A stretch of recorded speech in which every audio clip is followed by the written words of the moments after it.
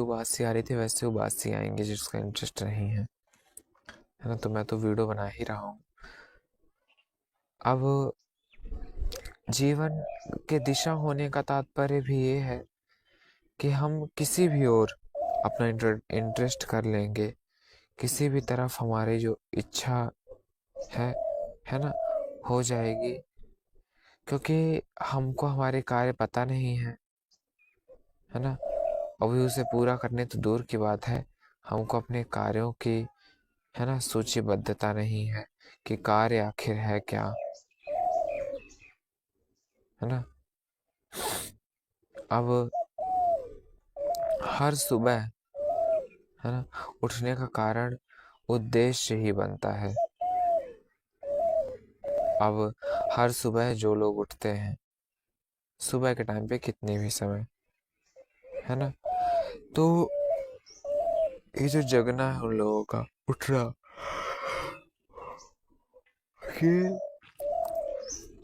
सुबह उठने के कारण ही उद्देश्य बनता है ना। उसी से जो है उद्देश्य बनाए जाते हैं। तो उद्देश्य जीवन को अर्थ देता है, एक्सप्लेन करता है। इस धरती में जितने भी लोग जीवन यापन के लिए आए हुए हैं, चाहे वह किसी भी प्रकार के जीव हो, क्रिएचर हो, वो सभी लोग आते हैं, है ना। उद्देश्य को सब रखते हैं। अब उद्देश्य के साथ किया गया काम किसी को भी बोझ नहीं लगेगा। यदि कोई उद्देश्य के साथ अपने कार्य को संपन्न करना चाहे तो कभी भी वो बोझ भी नहीं लगेगा। उद्देश्य हम बनाए कि सभी कोई को हम मिला कर रखें, ये हो गया उद्देश्य। और जब हम सभी को मिला कर रखेंगे तो हमको अपने कार्यों के लिए परेशानियां नहीं झेलनी पड़ेगी। और यही होता है ना। मतलब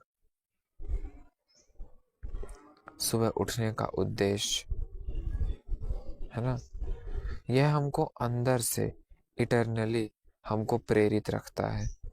हम प्रेरित रहते हैं यह जानकर, है ना, कि जीवन कितना उद्देश्य से पूर्ण है ना। और कितना ये है ना उद्देश्य इसमें दिया गया है, बताया गया है। तो ये हमको और भी चीज़ें सिखाता है और चीज़ें एक्सप्लेन करता है। जैसे अनुशासन, है ना, अनुशासन भी ये हमको सिखाता है, बतलाता है। क्योंकि उद्देश्य है हमारे जीवन का, हमको ये सभी सारी चीज़ें से ही सिखाएगा, है ना। चाहे वो कम से कम हो या एक्स्ट्रा से एक्स्ट्रा हो, सारी चीज़ें हमको बतलाएगा, है ना। अब जब उद्देश्य स्पष्ट होता है तो निर्णय आसान हो जाते हैं। उद्देश्य की स्पष्टता हमारे निर्णय को आसान करने का भी कार्य करती है ना। उद्देश्य के बिना मेहनत अधूरी रहती है। यदि कोई उद्देश्य न रखे तो उसके बाद वह जो कुछ भी करे वो सब अधूरा है ना। क्योंकि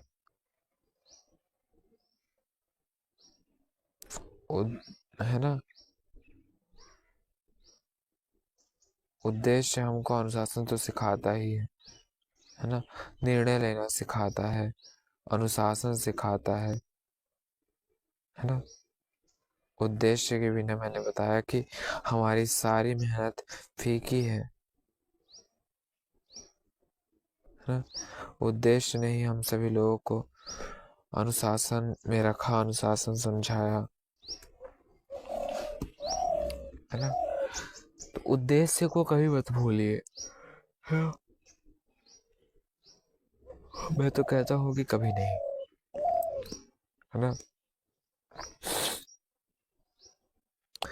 यह हमको कठिन समय में भी हमारा अस्तित्व बनाए रखता है। कठिन समय में भी हमको ये टिकाए रखता है।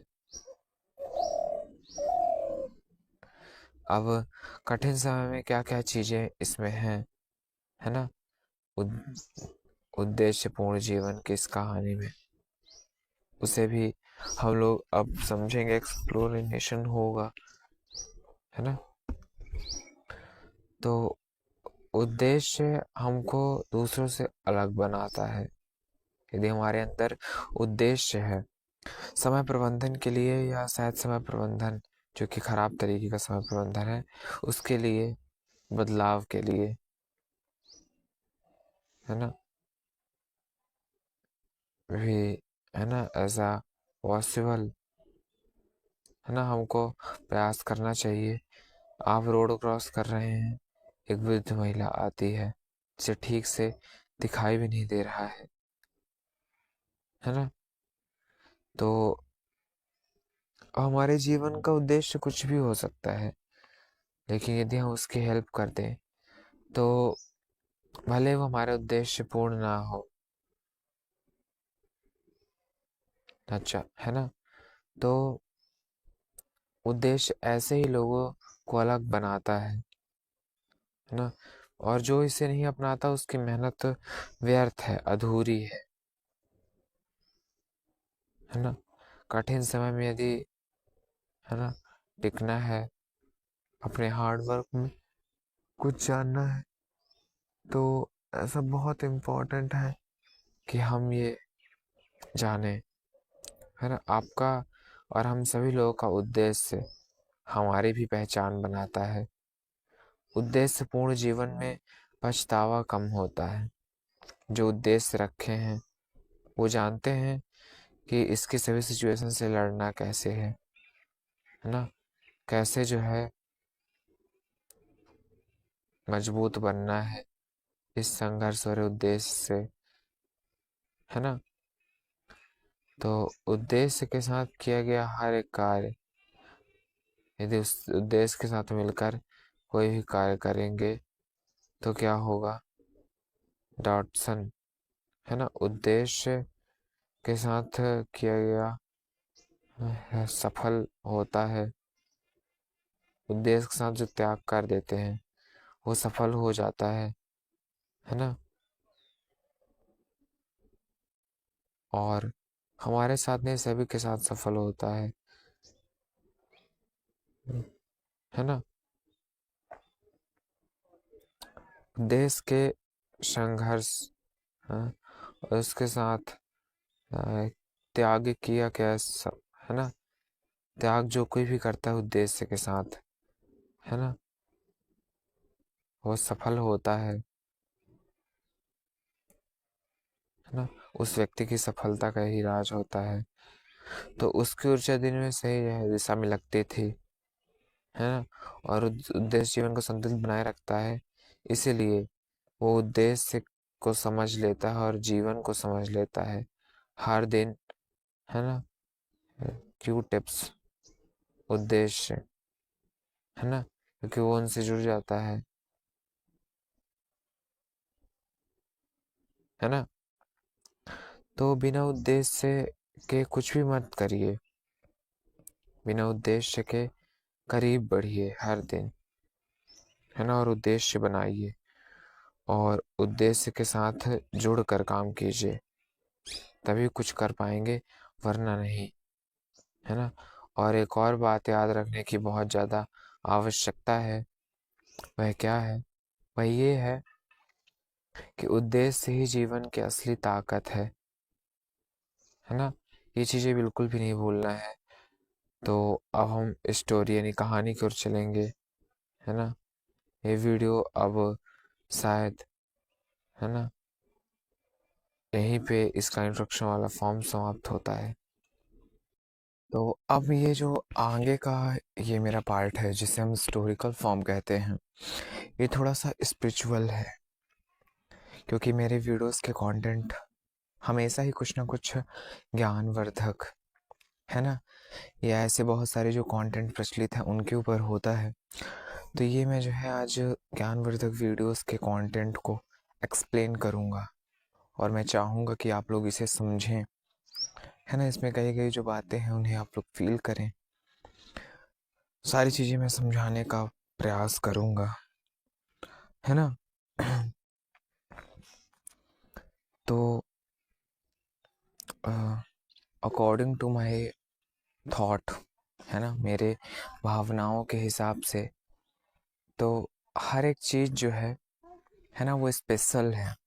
सभी चीज़ें स्पेशली तरीके से हम आप और सभी कोई एक स्पेशल बॉन्डिंग के द्वारा जुड़े होते हैं, है ना। स्पेशल से मेरा कहने का तात्पर्य ये है कि हम सभी लोग, है ना, थोड़ा सा अलग, थोड़ा सा बेहतर, है ना, हैं, लेकिन हैं सभी स्पेशल। अब हम सभी लोग थोड़ा सा पुराने समय में चलते हैं, क्योंकि स्पिरिचुअल की शुरुआत जहाँ से शुरुआत हुई थी इसकी, वहीं से समझते हैं, है ना। तो बहुत सारे लोग भगवान पर बिलीव करना नहीं चाहते हैं, क्योंकि वो उनके अस्तित्व का होना और उनका इस जगत में आना, अपने क्रियाकलापों, वो सब कुछ उन्हें एक मिथ लगती है, जबकि असल में ये कोई मिथ नहीं है, ये सत्य है।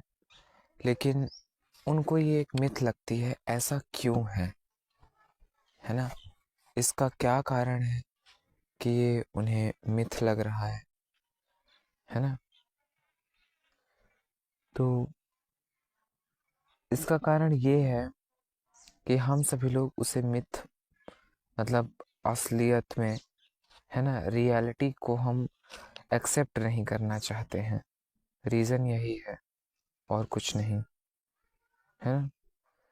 क्योंकि हम अपनी लाइफ में बहुत सारी ऐसी चीज़ें भी देखते हैं जो केवल स्वीकार करने योग्य होती हैं। बातें सुनते हैं, है ना, जो चीज़ें देखते हैं वो कभी हम सभी लोग फील करने के लिए नहीं होती हैं, है ना, स्पेशली अलग तरीके से। और कभी कभी वो, है ना, नेचर में होती हैं, हम मानते भी हैं, लेकिन दिखती नहीं है।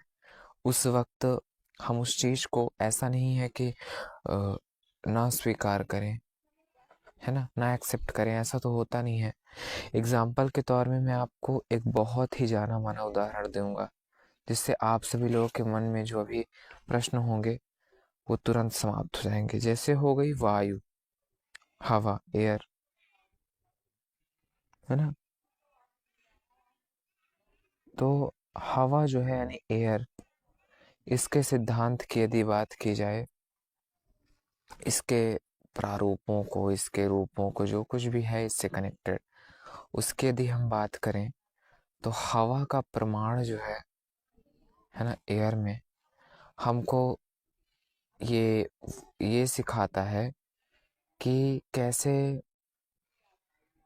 वो होते हुए भी, है ना, दिखाई नहीं देता, लेकिन यदि उसकी अनुपस्थिति हो जाए तो हम जीवित नहीं रह सकते हैं।